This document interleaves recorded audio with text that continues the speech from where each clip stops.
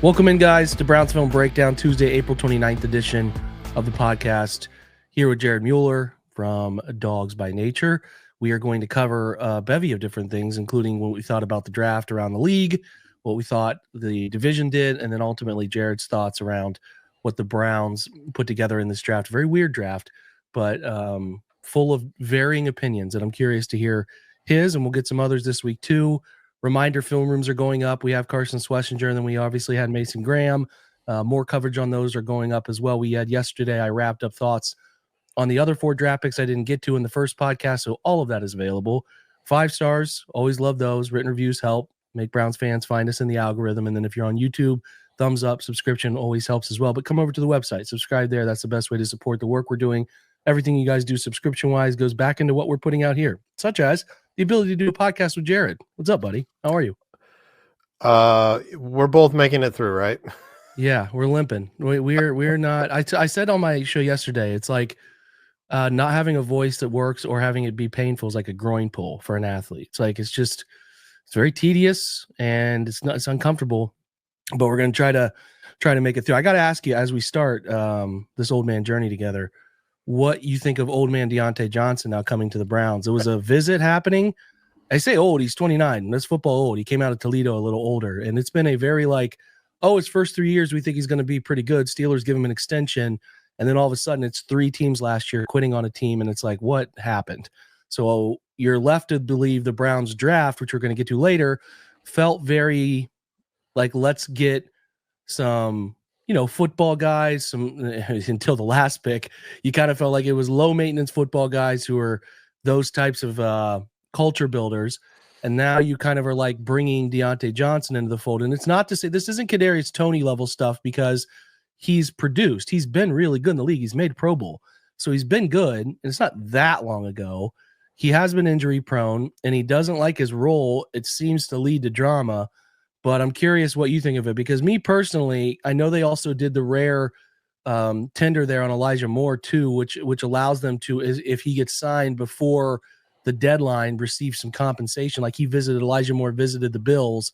So, who knows if he signs there, but if he does, the Browns are able to recoup some draft compensation for him leaving. We'll see if that happens. I don't know about that. But in my world, Jared, I'm like, leaving that draft, they don't take a wide receiver. I'm like, I'd rather have Elijah Moore back than going Deontay Johnson right here, but you tell me if you think I'm wrong. Yeah, I mean, so, coming out of the weekend, to brag a little bit about the staff at DBN, we put out 87 articles in 4 days, right? Like we're putting out the content, and Deontay Johnson wasn't anywhere near any of the conversations, right? Even coming out of the draft yesterday and today on Monday, so going into Tuesday, we're thinking Elijah Moore, Amari Cooper, maybe, or there's some of those, Tyler Boyd. Instead, you end up with Deontay Johnson. Now, I did a quick reach out. It sounds like this was kind of expected, as in maybe the Browns already planned to sign Deontay Johnson, but didn't want to give away leverage with the Travis Hunter trade. And also in case something happened in round 2, right? This was a draft where 15 to 45 or so teams didn't have a clue who was going where. So if Emeka Egbuka, for example, falls to 33, maybe then you're not going to do this. So I think it would make us feel better if Deontay Johnson was the pick. So, and we'll talk about draft later, but similar to some of the quarterback conversation, if Deontay Johnson was signed before the draft, it wouldn't feel maybe the same as now. Elijah Moore thing is really interesting. So for those who haven't seen it, unrestricted free agent tender, last used in 2022 by the Chiefs twice.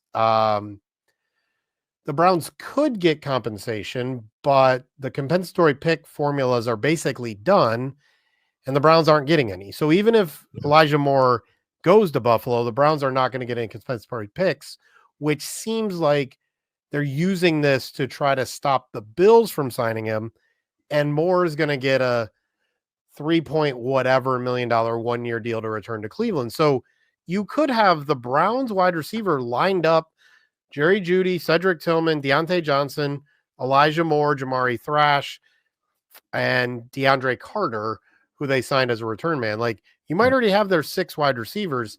It's just a really weird move, and seems like a lot of money to pay Elijah Moore. We'll see what the Deontay Johnson contract is. Yeah, the Johnson thing should be as close to bottom of the barrel as it could be. And I think if if you're looking at the history of what Kevin's done, I don't feel like having a fourth receiver is necessary. But you do deal with a little bit of injury history now in Cedric Tillman. Jerry Judy's had this in his past, so you can't walk into this thing sort of bare bones. So I get it. I guess my presumption was that like, oh, Deontay Johnson burnt his bridge across the league. You don't ever see guys play on 3 teams in one season and then somehow turn their career. Like him going for 700 yards for the Browns next year would be such an unexpected outcome. So it's like, can he play still? I can't even really verify that. He was kind of fine the year before last year with the Panthers, but again, I don't know. You just hope that the attitude, because what you can't have is the drama he created in Carolina and then ultimately Baltimore. They got him thrown out of that building too. They Yeah, traded for him. That's the crazy they thing. traded for him, right? And then he didn't have the role that he wanted. I think it's important, at least from a production standpoint. Last year, when he was with Carolina, Bryce Young was terrible, right? And so they switched to Andy Dalton. He had 300 and some yards on 35 receptions, I believe, in like 7-8 games. So he was doing something, I guess would be the way to say that. But you're right. It is really all about, who is he in the locker room? And the Browns, this is another move where you're like, if Amari Cooper is still there, or at least the Amari Cooper we knew 3 years ago, okay, Right. strong leadership guy, keep the room together guy. It's another reason, like, does all this fall on Joe Flacco, Joel Bitonio, right? Like, Nick Chubb's not likely going to be there. Like, where does all this leadership on the offensive side of the ball fall to? Is it Flacco who's fighting for a job? Is it Joel Bitonio who's fighting in the last year or two of his career? Who else really is running the ship on the offensive side of the ball? Or is it young Tommy Reese, old Bill Musgrave, and Kevin Stefanski, who as coaches really going to have to earn their keep to kind of police the locker room, which isn't normal in the NFL? No, it's not. It's a bold move that might. I mean, listen, it might not matter. He might not mean much to the year. It's not to sort of make a mountain out of a molehill sort of scenario. But I do think it's a venture off of what felt like they're trying to stabilize that course, and now it's like, okay, well, you do run down the red flags that he had last year, but again, there's a level of like he's done it in the league. Well, I don't know. I'll try to look at some of what he did last year and the year before and break that down for our folks. I'm sure you'll do the Well, same. It feels like a couple things, Jared. No, go ahead. I think you had something to add to that. Go ahead. the last thing real quick. The other thing is this Elijah Moore thing could also backfire. Like, Yeah. did they just kind of screw him out of signing with Buffalo and he's kind of stuck? Like, I haven't looked at Buffalo's compensatory picks, but does this move also bring back Elijah Moore, but he doesn't want to be here? Like, that's an Right. added kind of nuance to this, because that's not Right. something that benefits the player at all. So that's another piece to the puzzle that, again, not mountain out of molehill, but a couple things added together to the other stuff. Like, what else are they Especially bringing as in? we think that they're going to reduce the volume of 11 personnel. So how much opportunities even baked into this, even if you're talking about guys who are running a reduced role. But again, there's also a world where Elijah's not making 3 point whatever somewhere else at all, period. So maybe there's a level of like, oh, they actually do believe in me a little bit here, trying to get something done. I don't know. I think you're right in that we have to see what Johnson's contract looks like what's guaranteed, to see if he's actually going to be a real part of the 53. We always say follow the money around here, especially the guaranteed money. That'll tell the story. We'll see. It'll be interesting. I do think I found myself wanting them to maybe poke around Green Bay a little bit, who drafted another couple receivers. They're like 6 deep at that position now. Can't keep all those guys within reason who are trying to make it in the league. There's some grumpiness going on in Green Bay. I'm not going to say that's like it's a miss totally, but that's just a place I would have been poking around. But I also think, Jared, they got to bring in a safety here. And I know that they had a pre-draft visit with a veteran, and I think it smells like that's the one thing missing at this point, because they didn't come out of it with the safety. When Billy Bowman got swept up there by I think the Falcons took Billy Bowman. It broke my heart, man. I thought there was a really good fit there for them, but yeah, they don't come out of it with the safety. So I Yeah, think so that's the spot Rayshawn looming. Jenkins as a kind of Yeah, versatile Rodney McLeod type, or right. Julian Blackman's still out on the market. I think Justin Simmons, who's kind of There are, looking for yeah, more of a Super Bowl contender.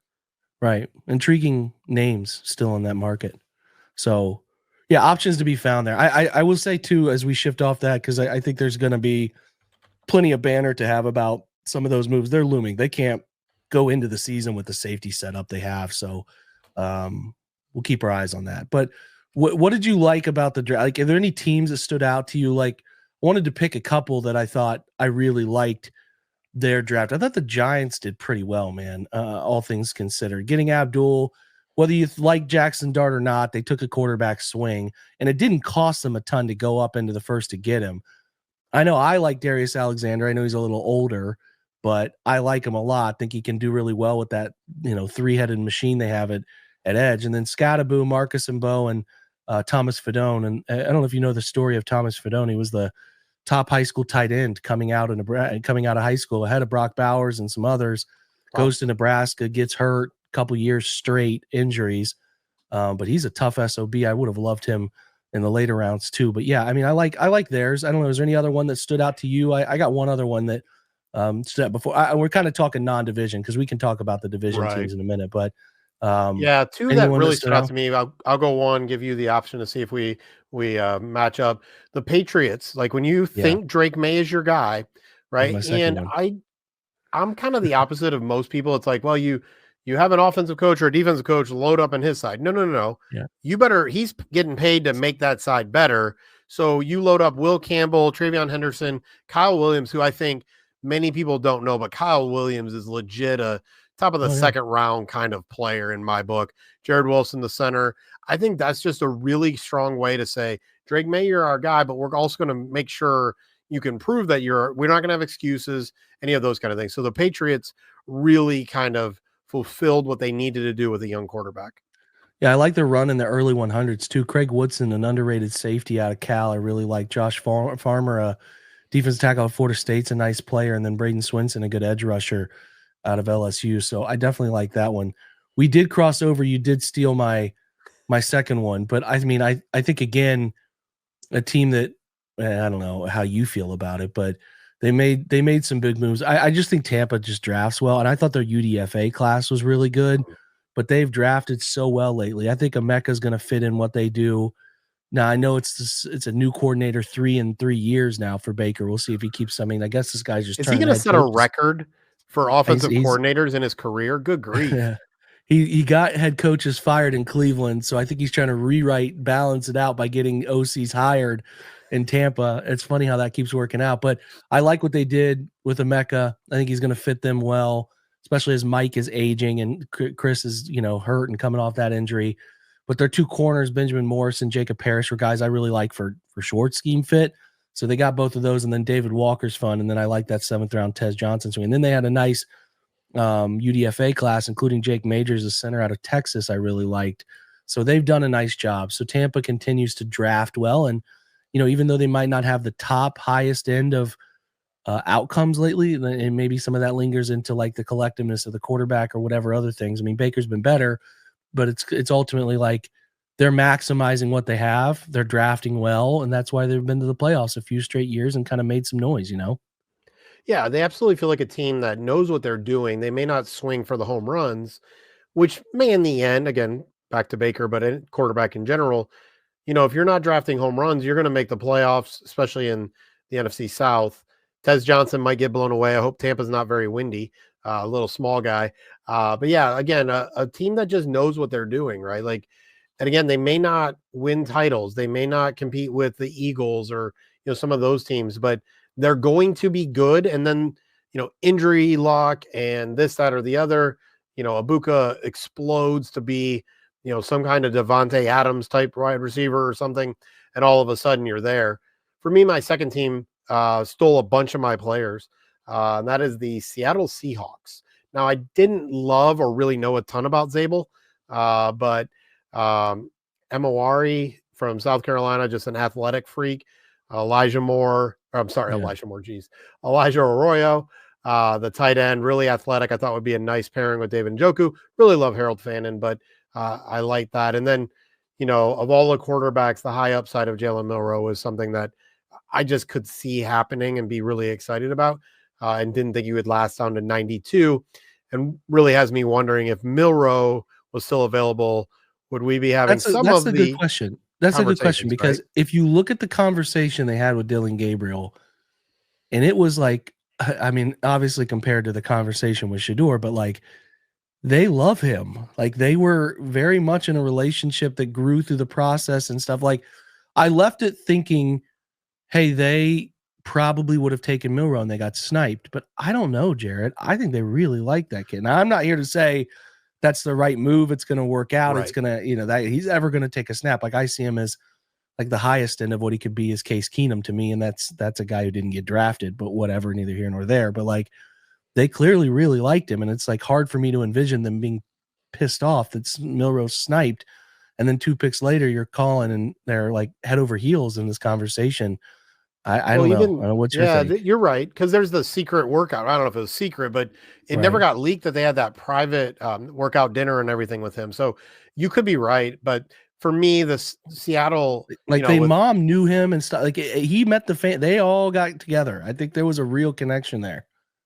I was shocked. Didn't notice it, but at the Senior Bowl, he threw the ball harder than like anybody has ever thrown the ball Yeah. outside of like Josh Allen. I'm like, wait, what? Because I The watched arm him at is the live. combine. Yeah. Yeah. At the combine, he Yeah. literally was coming off the ground to get the ball deep. So it's an interesting pick. But yeah, so Jalen Milroe is just my guy. Lamar Jackson he's not gonna be Lamar Jackson, obviously, but could you play him in a way that he develops, becomes dynamic, and gives you that kind of that higher upside in Seattle. So I like Yeah. what they did. I like getting really athletic, honestly. And so with those 3 picks, you're really athletic. Didn't really do a lot of work on Zabel. Just kind of with what the Browns were doing with or have at guard. So, Yeah. but I Yeah. just really like those 3 picks. Yeah. I mean, those Milroe preseason games are going to be must see TV. I do 100%. find it funny. I was looking for teams I don't like, and Atlanta I think gets Jalen Walker, who I'm not as convinced, but they get James Pierce late, the controversial giving up a first round pick the following year for the pick 26 in the draft is interesting. But I find it funny that they go edge, safety, and it's kind of the Browns who are getting talked about for taking 2 running backs and 2 quarterbacks. But those are 4 of their 5 picks, 2 positions, and a 7th round pick 218 on Jack Nelson. I just don't find many people really scrutinizing the same way the Browns are like, people are kind of like, well, the Browns seem like they're letting a different person pick every pick. It's like, I mean, Atlanta's draft was pretty strange considering, but you never know how these things are going to work out. We'll see. We'll keep our eyes open. Real quick, Ravens draft. What did you think of that one? Reminding folks they land Malachi Starks. They take Mike Green, a little bit of a controversial pick there. There's no reason talent-wise Mike Green's at 59. He's a first-round player.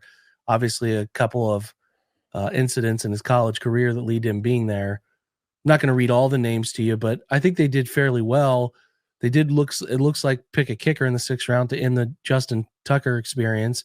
So that's done. So it'll be nice not knowing if Baltimore is going to make a kick when the kicker runs onto the field for once. I find it's a pretty good. I mean, I like obviously Malachi Starks is a good fit for them with Kyle Hamilton. I'm the Mike Green thing is a bit of a roller coaster on some of the things Harbaugh has said over the years. So take that for what it's worth, but he can play football and they need edge help. Like they are Oweh and some of these guys who they've brought in over the years have just not been like Kyle Van Noy's been one of their best pass rushers off the edge. And that's in and of itself pretty jarring. I don't like Emory Jones, but I do like Teddy Buchanan, the linebacker they took out of Cal at 129. I think it's a fine draft, but it's not, I didn't find myself being like envious of this draft the Ravens had here versus some of the years recently, Yeah, I think Malachi Starks, him and Kyle Hamilton scare me. Like that's a dynamic duo that can really cause problems, right? Mike Green is a good edge rusher. Again, the character stuff is the character stuff, like you talked about. Is there hypocrisy with Harbaugh? Whatever, that's their issue. I don't mind Emory as someone who move inside, but it really felt like 2 picks and whatever kind of draft. So you're right. I remember, I mean, it's been years and years of that's my guy. Kind of like Seattle this year. Yep. They took my guy, and it was Baltimore most of the time. Every once in a while, Pittsburgh didn't really have that this year. Yeah. Bengals go Shamar Stewart, and then their next 3 picks I don't like. And now Stewart is interesting. Like he's got a similar vibe to the kid they took out of Clemson, Miles something. I'm forgetting his name. Murphy. Miles Murphy. Yeah, who was like a lot of in theory types, right? They didn't do the thing in college. They didn't produce that way in college, but in theory, we think he can do this. Sort of that way with Shamar, where it's like they played him this way, but we think in theory he could play out here and be. And I know the traits, I know the athleticism testing and stuff, but it's still risky. I think theory. that they got Walter Noland, right? The pick before them. I think they got sniped there. But the next three, I mean, I think Demetrius Knight can play. I think he's a good linebacker, but he's like 25. So that's, when you're taking that in your second round pick, you're talking about a tough second contract player. He's old. Football old, guys. Then the other two, I didn't like Dylan Fairchild very much, and I didn't like Barrett Carter very much. I do like their last two, Jalen Rivers and offensive tackle, who could potentially bump down inside for them out of Miami. And I was a big Taj Brooks fan. So I like some of what they did, but this is like they're doubling up at linebacker, even though they got a couple guys at that position they seemingly like. I just feel like they needed more swings at edge rusher. They're about to lose Hendrickson. I thought maybe they would look at a tight end in that range too, kind of figuring out, life around whatever Gesicki gives them. So interesting draft for them. I didn't like it. It feels like they went Stewart, and then we're like, everything else is going to be people who we know could contribute. Not saying they're going to be good or have upside. Right. They could contribute. Right. I don't think that's going to be one that we look back fondly on for them. The Steelers are getting a lot of love for theirs. I mean, I think Caleb Johnson going in the 80s fits. He's behind the guys I think that went in the second round. I kind of have him in front of Dylan Sampson, but not with the Judkins tier of guys. So they go Harmon, who I like. Really tragic story about his mom. That's awful. I think he's going to be a good football player, though, for them. And as long as he can stay healthy, it's going to be good for them. Caleb is fine. I think he's going to be an interesting fit with that backfield and obviously what he's able to do splitting carries. But Jack Sawyer, I like Jack. I like the story. I like the Ohio State stuff. I just don't think he's going to be a very good pro. I think he's like a worse version of Sam Hubbard. His he's so body stiff. Type is wrong. Yeah. Like it does not fit. He does not have any flexion. He doesn't Imagine they're going to play him inside. They're not going to Highsmith and Watt him. They're going to probably make him like a 4-eye, right? They'll bulk him up a little bit. I can't see him bulking up though. Like he can't bulk up his legs, which you need in there to not get just tossed around to be top heavy. But again, you're right. Love the story, love the attitude, love the. Just don't like him in the third round, fourth round, fifth round. Yeah, Black, the Iowa kid, is a nice one-way run stopping defensive tackle. I think he'll help. Will Howard, I like Will. Would have liked him in Cleveland. I think the offense that Arthur Smith runs is conducive for him. He's got a chance. Yeah. We'll see what the Aaron Rodgers drama looks like, but he's got a chance there. And then the last two, Carson Bruner, these guys are 225 and beyond, are true dart throws. So I'm not as in love with that draft as some people are, but I just didn't think it was the best AFC North draft. I mean, I don't have a hard time putting the Browns at the top of it. I know we're going to take a break and talk about this, but I think the Browns have as good a draft as any of these people.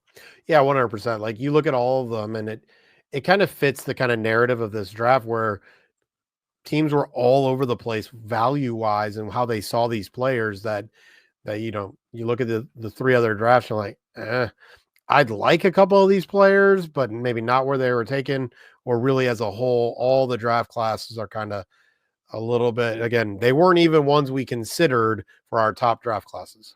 Right. No, they weren't in those groupings for me at all. We are going to talk about the Browns draft and get Jared's opinion on that. We're going to take a quick break and then come back from break and hear all about it. So stick around. If we're losing you for the day, come over to brownsfilmbreakdown.com and unlock the podcast in full form every day. That's the way to do it. We appreciate you for being here. We'll be right back.